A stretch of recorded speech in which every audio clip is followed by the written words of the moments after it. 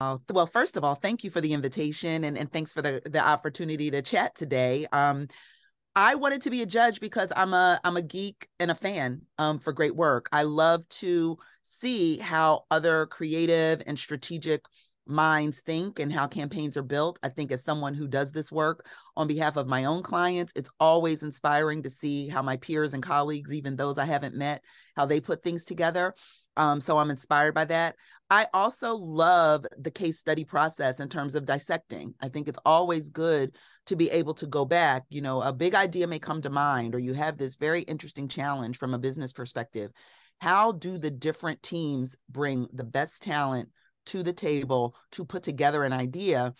I love that process. And what the judging process enables us to do through the case studies is to sort of see how that got built, what insight it was built on, what data point we were inspired by, how we were trying to maybe solve a social issue or contribute our part to something in the sustainability space, and then how the creative through story helps everyone do that.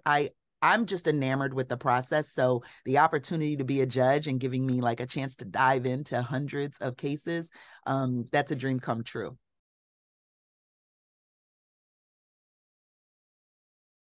I look for a few things.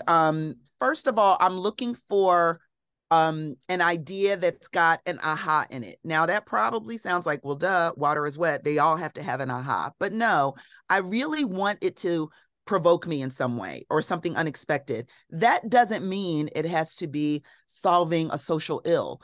That can be from a confectionery brand. You know, it doesn't have to be so lofty and world peace, but I want an aha there. Did we know that consumers we're solving a problem for consumers that maybe was an everyday issue? That kind of aha is really important to me because I love to be provoked and see how advertising and marketing work can answer that question. I think just as there is an acceptance that, you know, film and art can help provoke and move forward social conversations, I think we do that as well in the marketing scheme. So I love to see the aha on display. The other thing that I always look for, and I know this is part of the case study process, but not everybody does this consistently. I am looking at performance, both qualitatively and quantitatively. And maybe I would add a third thing. What's the sort of social impact? And by social, I mean more like popular culture. What's the cultural impact of the work?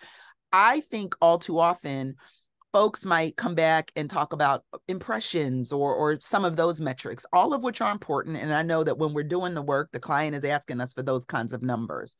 What I'm looking for is all of that. And how did this perform? Did the intended audience see and receive and engage with this work in some way? What was the buzz factor? What are people talking about it in pubs? Are people talking about it at the grocery store or, you know, at the end of the driveway at the mailbox? I like the talk factor. When I was very early in this career, one of the measures I set for myself and my work was what I used to call the grandma factor. Did it reach my grandmother and her friends, you know, either around the coffee shop or the ladies' luncheon? Did they hear about it? Like, you know, to this day, you can never tell no one in my family can describe what I do for a living. So that was sort of the factor. Did they see it in culture? Did they read about it? Did they see it, you know, on an advertisement? So I think if you can get the real person pulled through in terms of your measurement, as well as the quantitative data and the social listening and all that, I'm looking for that as well. Because did it work? And did it work Yes. not just numerically, but did it reach into the hearts, the minds, the wallets, et cetera?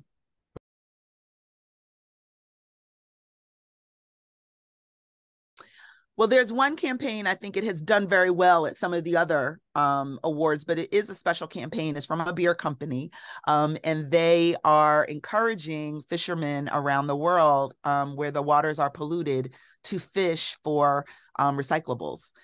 So they've created a fishing tournament where because you know the waters are so polluted and the quality of the fish is down, or you can't even find fish anymore, which is impacting their livelihood. And in some of these communities around the world, this is having economic devastation if they're fishing cultures, and this is what folks have been trained to do for generations.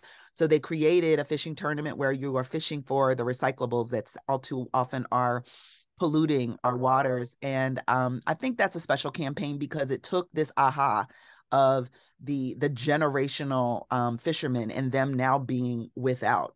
an opportunity to do the work that they do and do well, and the work that feeds us all, right? If the fish doesn't get caught in those waters, it certainly doesn't make it to our plates wherever we are around the world. So I love that work because it combines the provocative question, what can I solve, and how can I solve it in a way that feels ownable to my brand? So that has been recognized by others. So in no way am I suggesting that people haven't seen it, but I love that work.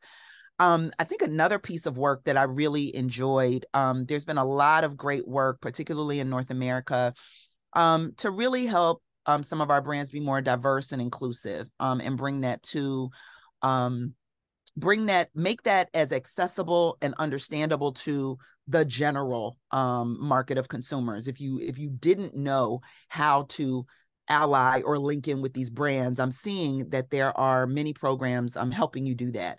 So I'm seeing some great work from some of the retailers. In particular, there a couple of the beauty retailers have really gotten into helping design sort of business platforms where they are showcasing maybe Black-owned businesses or brands and creating boutiques within a boutique, training their associates to start to measure the impact in communities, bringing on new associates, and purposely contributing a certain amount of their buying and bottom line to making sure that these brands, it's not a one and done, it's not trendy for the season, but moving forward, part of our impact here isn't just our hiring protocol, which it should be, isn't just the advertising and the way we go about it, which it should be, but it's part of the business channel. We will be creating lines where you will be measured against your ability to make sure that the types of products we bring in have that provenance, that we're training our associates to understand how to sell this for growth.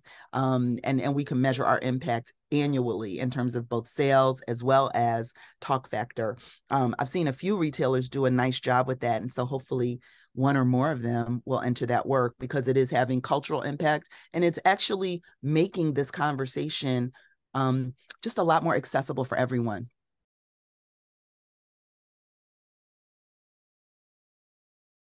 As much as the media world is changing, with companies contracting, or, companies, swallowing one another up. And so it's changing sort of the face of it. We have just fewer independent media outlets there for folks to do.